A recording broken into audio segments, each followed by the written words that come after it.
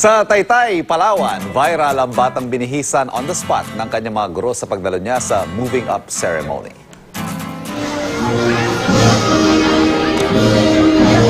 Yan, sa video pong yan, makikita ang batang si John Kevin Burgas na binihisan ng bagong polo, shorts at sapatos. Bago po niya, nakuhanan siyang nakasuot ng lumang damit at nakatsinelas.